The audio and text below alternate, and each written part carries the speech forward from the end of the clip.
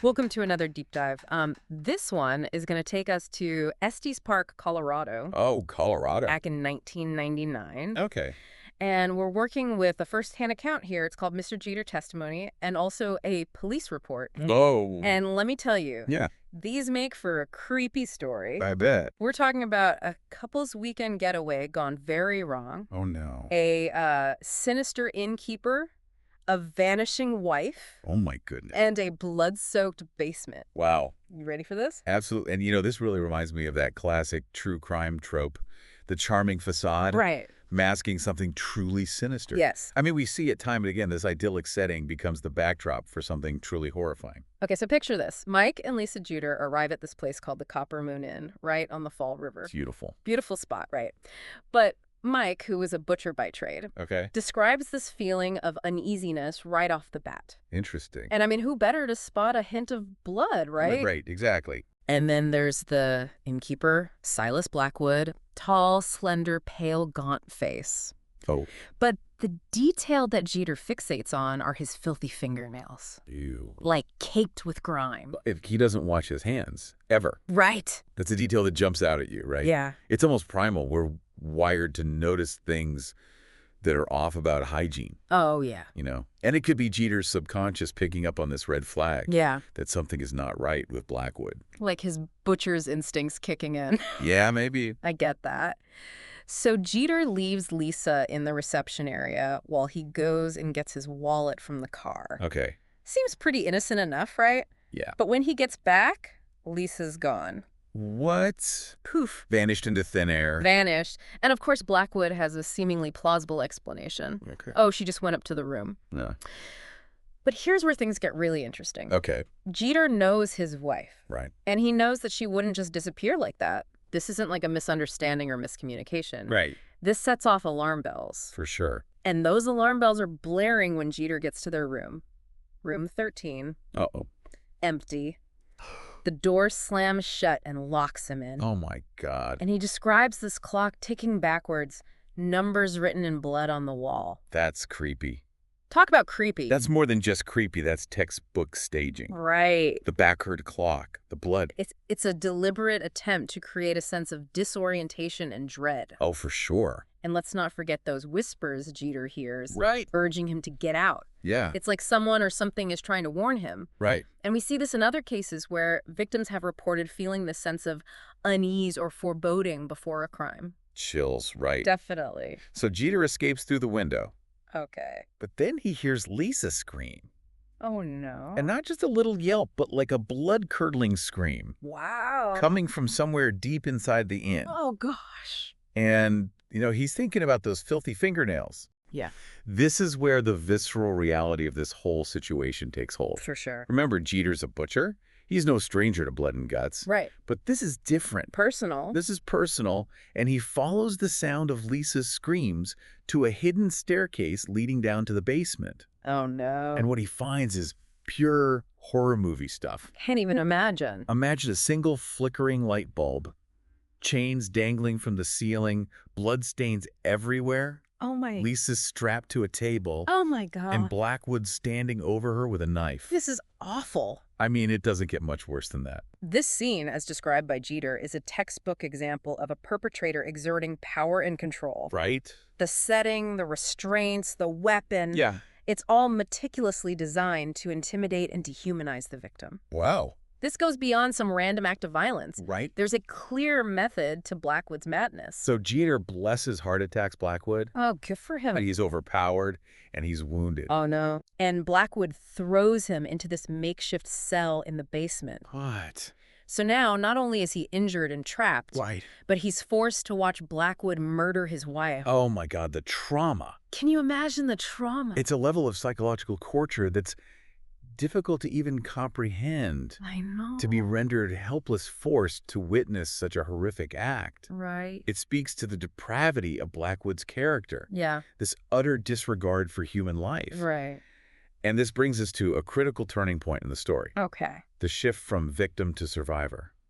So Jeter's down there wounded, watching this nightmare unfold. Right. What happens next? Well- Does he just give up? No.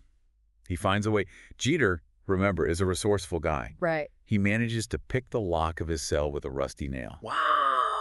Think about that. Yeah. He's just witnessed his wife's murder. Right. He's injured, probably terrified. Yeah. And yet he focuses on escape. Right. It's a testament to the human will to survive, even in the face of unimaginable horror. Well- He claws his way out of that basement and runs for his life. Right to the police station. Yep. Covered in blood. Yeah. Babbling about a killer innkeeper and a hidden basement. Oh, my goodness. I bet the cops thought he was just some crazy guy at first. Oh, absolutely. Yeah. The police report, written by Officer James Thompson, describes Jeter as disheveled, agitated, and bearing a significant wound to his left arm. Right. But then they check out the inn. Yeah. And it's like walking into Jeter's story. Right. Bloodstains, the hidden staircase, signs of a struggle. And that ledger. Oh, yeah. That's the part that always gets me. I know. The inn's ledger filled with names of guests who checked in but never checked out. Wow. Suddenly, Jeter's story isn't so crazy anymore. Exactly. The ledger becomes this chilling piece of evidence suggesting a pattern of disappearances. Right. This wasn't just some one-time crime of passion. Right. This pointed to something far more sinister. A potential serial killer operating under the radar. Wow. And let's be clear, this was before the days of widespread internet and social media. Right. People weren't as connected. Right. It was easier to slip through the cracks. So Blackwood gets arrested, right? Yeah. Open and shut case. Well, not quite. They had the crime scene, Mm-hmm. witnesses, Yeah. even DNA evidence Mm. from tools they found in the basement. Right. But they had one big problem. What's that? Lisa's body was never found. No body, no murder weapon. Yeah, That's got to be a tough case to prosecute. it is. But sometimes circumstantial evidence is strong enough. Okay. The prosecution argued that the sheer volume of blood, Right. the signs of a struggle, Yeah. and the chilling entries in the ledger pointed to only one conclusion: murder. Right. The defense, of course, tried to poke holes in the narrative, Sure. suggesting Jeter was an unreliable witness, Right. driven by grief, and possibly even responsible for Lisa's disappearance.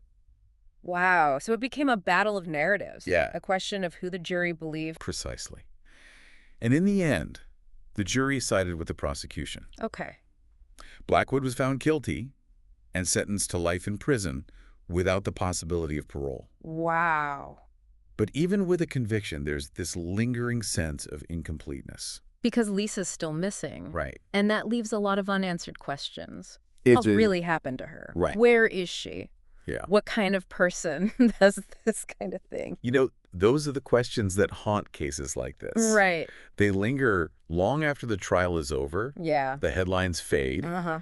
and the inn stands empty. Right. They become part of the story, part of the mystery that draws us in. And the Copper Moon in itself, it's like a character in this whole thing, right? Absolutely. This beautiful, charming place with this dark, evil secret.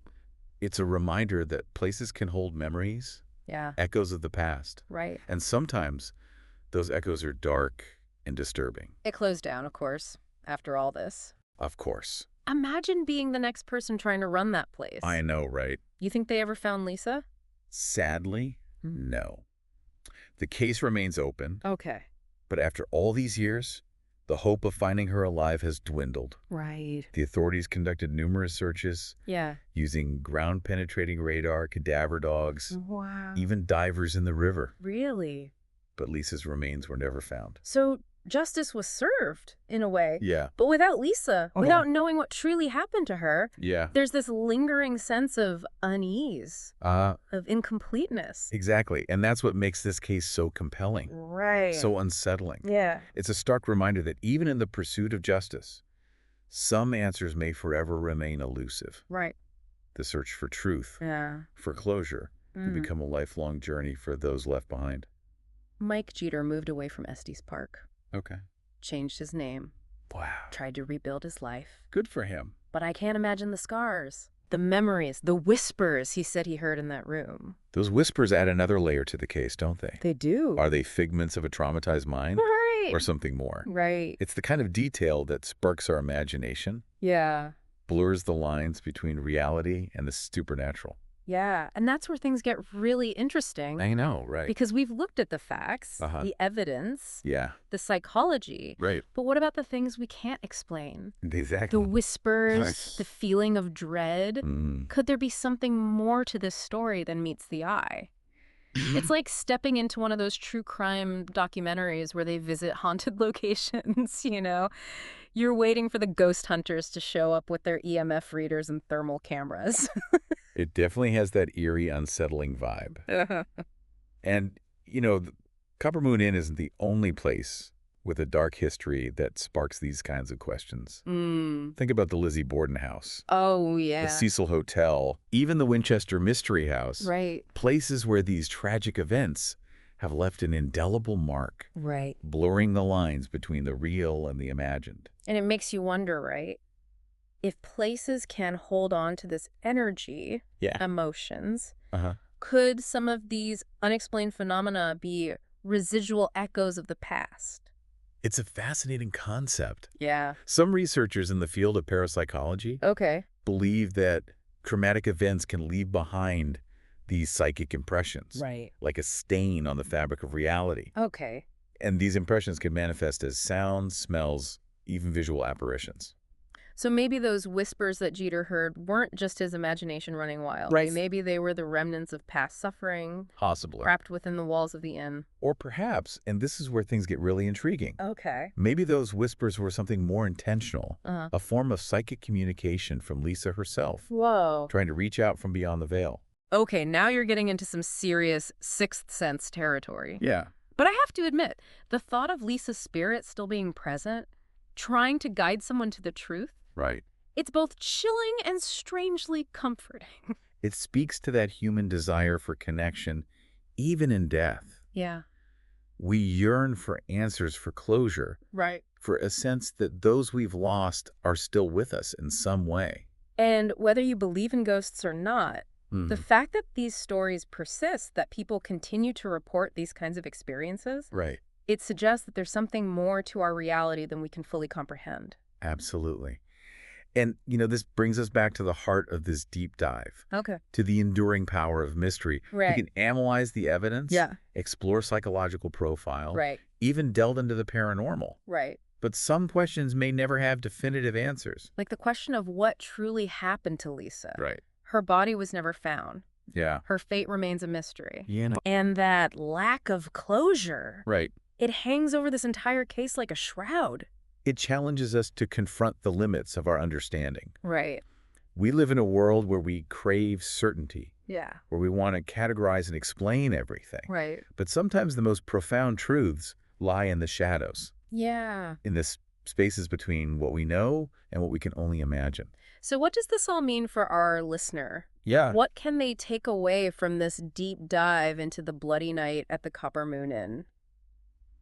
I think this case serves as a powerful reminder that even in the most picturesque settings, darkness can lurk. Right. It reminds us to trust our instincts, Yeah. to be aware of our surroundings, Right. and to never take safety for granted.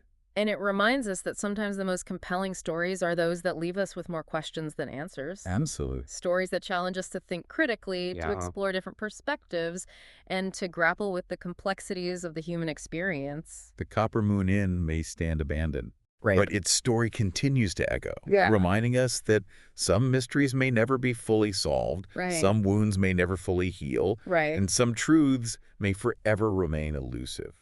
So, if you ever find yourself in Estes Park Yeah. and you happen to pass that old inn, maybe just take a moment to remember Mike and Lisa Jeter. Yeah. Remember their story. Right. Remember the unanswered questions. And remember that even in the darkest of nights, the human spirit can find a way to endure. And who knows? Yeah. Maybe you'll even hear a whisper on the wind. Ooh. A faint echo of a mystery that continues to captivate and intrigue.